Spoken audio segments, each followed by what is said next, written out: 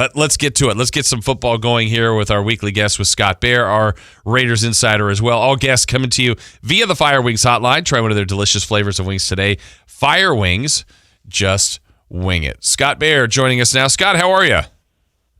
Pretty good, guys. How about you? Well, we're great. We appreciate you joining us each and every week. And the Raiders and you as well have made it through the road gauntlet. If we kind of look back at this stretch that we all knew was coming, what the Raiders got a couple of wins in there. They had, with the Colts and the Bears. They had a couple of uncomfortable losses with the Vikings and the Packers, the bye week as well. And then this last week, man, it was kind of that 50-50 game. I thought the Raiders did enough things good enough to win, but the best player on the field was Deshaun Watson, and he kind of did them in. How did the Raiders feel after a performance where it really felt like they could have won the game, but unfortunately came home with a loss? They feel like they should have won it. And the entire time that I was watching that game, I really felt the same way. And then I did some pre-writing because I always have something to turn in right at the final buzzer. And it came in the third quarter, and the Texans were driving. I was staring at my computer for what felt like 10 or 12 minutes, and I look up, and I'm like, they still have the ball? Yeah. And it was just one of those 15-play, take the wind out of your sails type of drives. And I think that it was a real opportunity lost. And I think it's tough because that game is so recent to separate what you were talking about, right? The road trip in its totality, going 2-3 there is not a bad mark. But having the last one go kind of sour on you, that one is tough to negotiate because you feel like that you could be 3-2 entering a stretch where you face the third easiest schedule from the rest of the way out, and you feel like if you get that, I know, okay, midseason, and I'm going to say the P word, but whatever, okay, so the Texans had the 6 seed, the Raiders had the 7. They win that game. The Raiders are up by half a game, and they own tiebreakers against the Colts and the Texans, whoever doesn't win that division. Now they're a full, 2 games back or whatever, game and a half back, and they don't have those tiebreakers. And in the 5th seed are the Buffalo Bills, who may not be very good, but are also 5-2, right? So all of a sudden you felt like you were right in it, and then you kind of feel like you're not. So it was a big swing game, as big of a non-division game as you can get. At the same time, you come home 2-3 with the schedule upcoming, you should feel pretty good about yourself. So it's kind of a tough thing to negotiate. But this is a resilient group, as we've said in the past. They are so happy to be home and facing an easier portion of the schedule. Scott, let's talk about the linebacking core. They made some moves to help shore that up. Talk about the front office's thinking in re-signing a guy in Brandon Marshall who they cut prior to the season versus maybe making a trade at the deadline to bring a linebacker in. Yeah, I think that in terms of linebackers, they looked at it, and it's weird because they had several opportunities to sign linebackers before, right? They signed Dakota Allen before they signed Brandon Marshall. They promoted Justin Phillips before they signed Brandon Marshall. And you wonder, well, why not then and why now? And his knee was always a little troublesome, and maybe they saw something in a workout that changed their mind, maybe an extended time off kind of changed their mind. And I think ultimately that was the goal. They brought another guy in for depth, Will Compton, and they might have to make a change or make an addition at center as well because Rodney Hudson's ankle kind of got banged up. Why they didn't enter the trade market for a linebacker or somebody else, I think kind of comes down to this, is that linebacker is like wide receiver. Like we saw with Zay Jones, he had the bye week plus another week, and then he was only involved in a handful of plays, right? To get people up to speed in a complex John Gruden offense or a complex for linebackers, Paul Gunther defense is pretty hard. And Brandon Marshall comes in already knowing the answers to the test. So I think maybe that's why more than anything else they need somebody immediate, and Brandon Marshall can be immediate. Did you think they would be active, though, at the deadline, or even other teams in the division? There's been a lot of movement prior to the deadline. We know they moved Conley, a week or so ago, but did you think they would be more active at the deadline? It's weird because they made 3 trades in season. That's a lot. Yeah. For Zay Jones, Trevor Davis, and shipping Gary and Conley. In terms of them being active at the deadline, I guess maybe that's a funny term because I could say that they were active. They were interested in getting some guys. I think that there could have been a sell-off point for one player that I'm not just going to like retroactively throw in the block at this point, but that's kind of not fair. But I will say that they were interested. They were active. But I think it was smart to be rational because if you look at it, right, that they are 3-4. And apparently all the kind of weaker sisters of this league started getting real attached to all their veterans with high prices. And I think if you look at it, do you think everybody kept throwing Vic Beasley out there, right? Vic Beasley hasn't been good in years. Or Carlos Dunlap or Ryan Kerrigan, who I was really kind of driving that bus. Or even Robbie Anderson. Are those guys going to get you 3 extra wins that you need, like for the playoffs coming down the stretch, knowing full well that you have bad contracts and 8-figure salaries for Dunlap and Ryan Kerrigan coming next year?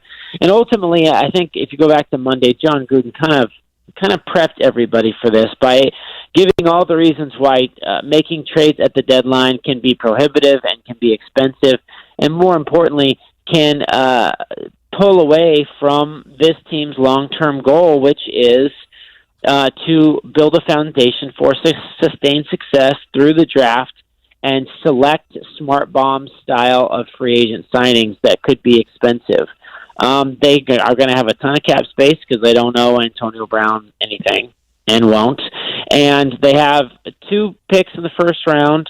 That Bears pick may be pretty good, and 3 in the third round, meaning that they can move wherever the heck they want in terms of getting back up into the second or doing what they want there. I think Mike Mayock has proved to have done pretty well with those draft picks, and ultimately it was a cost-benefit analysis. And while Oakland Raiders fans, maybe Sacramento Raiders fans who have season tickets, who want to see them go for it in the last few opportunities they have to see the Raiders in their region, wanted them to push harder. I think if I'm looking at this objectively and not with the word Bay Area on my website URL, that I can see what they're trying to do. They're trying to be disciplined and be prudent, and ultimately that's what they were. And ultimately, I think with the options they had, that was the right thing to do. Scott Bair, NBC Sports Bay Area Raiders insider, joining us this morning. Scott, I want to stay on the defensive side of the ball. The Raiders used the number 4 pick on Cleveland Farrell, and midway through the year, he's been underwhelming, to put it nicely. Should Raiders fans start to worry that he's not going to really pan out?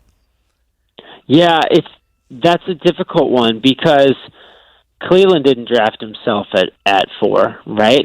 And I think heck, he could have been available at 24 maybe, or in a combination at 14 or 15. And the fact of the matter is, going into the draft, the Raiders just thought Josh Allen was more of a 3-4 outside linebacker, despite the fact he's 260 pounds and can do most everything from any spot. But that was they wanted an old school 3-down, 4-3 defensive end. He's the one that they chose. And it hasn't worked out great for him thus far. His win rate is the lowest of any first-round edge rusher, and there's a lot of numbers that are unfavorable to him.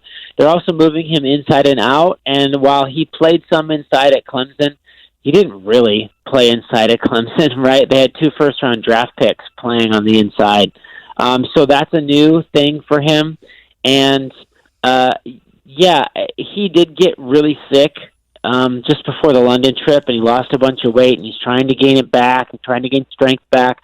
And it sounds like I'm just excusing lackluster production. And I guess maybe I am, because I just want to say the jury's still out. I'm not saying let's wait 3 years like an NFL personnel man wants you to do, because in 3 years you will have forgotten about the first-round draft pick and they can keep their job.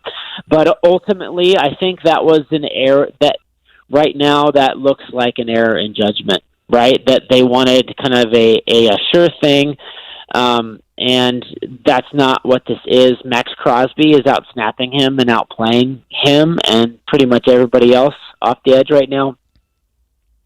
And I think it's interesting. And, hindsight 2020, right? But if you're a Raiders fan, go back last year, right, to that Arizona Cardinals game in the desert, and they squeaked out a win on a field goal as time expired. I bet right now every Raider fan on the planet wants to create a God-given gust of wind, even in an indoor facility, and blow Daniel Carlson's field goal wide right or wide left. Because you know what happens then? They got the number 2 pick, and you know who they pick? The guy who's terrorizing offenses about 40 miles to my south. So ultimately, that is so weird, right? That of course they want to win every game, and John Gruden would take that Cardinals game, but I bet he would take Nick Bosa, and that would have been a slam dunk selection at number 2. Wow, interesting. Well, on the other side of things, though, at least every time you get to see Josh Jacobs, he doesn't disappoint. This week, I thought he was good, too. But at your point you brought up earlier about the Texans game, they just didn't have the ball that much. But when he did have it, I mean, it wasn't the most amazing numbers, but total yardage over 160 on the ground. As a receiver, too, he was getting the job done. Just each week, I'm impressed by him. But what have you seen from this rookie now that he's reached basically the halfway point of his first year? I mean, let's call it what it is. I got a man crush, right? Like I think the guy is incredible. He may not have the breakaway speed of Alvin Kamara, or he may not have the pinball like kind of bouncy style of Barry Sanders, but the comparisons that you get to this guy are guys with gold jackets. That he has that type of talent. I've heard Emmitt Smith a lot. I covered LaDainian Tomlinson a little bit, maybe not with the same breakaway speed, but the same ability to be elusive and slash and always gain the extra yards that a guy that size probably shouldn't gain. And I just think that he's overwhelmingly impressive with ways that he is able to show patience and show acceleration and everything that you're looking for out of a running back. And his shoulder was pretty banged up, and it still is. And I think that contributed to a little bit of a decreased carry count. But nonetheless, I think this guy is everything that you could possibly want from a running back drafted at number 24 overall. And you look back at that first round, and you're right, Farrell hasn't been great, and Jonathan Abrams got hurt in game 1. So, and you're still getting a lot from this rookie class, right? Yeah. You think Trayvon Mullen, now a starter, pretty good. Foster Moreau and Max Crosby and Hunter Renfrow on down the line. You give Mike Mayock a big attaboy, but you're right that Josh Jacobs thing, he's just been so good. And I think that it's been very impressive from a coaching standpoint, if I can take a small digression, is that this offense was set up to be Antonio Brown-centric. They were going to try to be balanced, but it was Antonio Brown-centric, right? And at some point, Greg Olson and mostly John Gruden flipped the switch and said, all right, we got to make some changes. Now we're going to be an old school, West Coast, take care of the ball, kind of back to Gruden's roots. And it's worked out pretty well, and that offensive line is kicking some serious butt. But there are times when it looks like it is a 1-yard gain, and Josh Jacobs makes it 5, and those are the most impressive to me, maybe even more than those that go for much longer. Scott, looking forward to this Sunday's game against the Lions. You talked about the Raiders' offense, the West Coast offense. They're looking really good. One guy I've really enjoyed watching for them is Darren Waller. Am I in the ballpark in saying he might be the best offensive weapon they have at this point? Yeah. We just talked about Josh Jacobs, right? So Yep. Maybe that's it. But he's definitely in the conversation, and I think Tyrell Williams being back will help him expand things. His depth of target is not very deep because of what he's being asked to do, but ultimately he is a dynamic playmaker.